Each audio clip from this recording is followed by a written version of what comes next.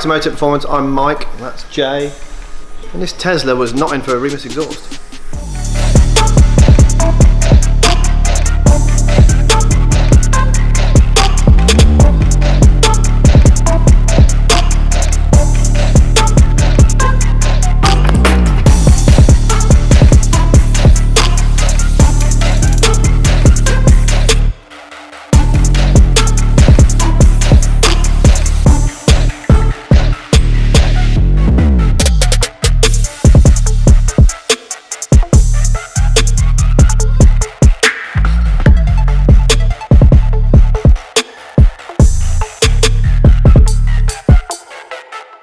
Right, welcome back to another vlog. Just a quick one where we have this car in. I'm pretty sure you can guess what it was in for. Although you can buy an aftermarket sound exhaust from them to make them sound more like a petrol car. Anyway, enough said about that. Tesla Model 3. We've had this one in before.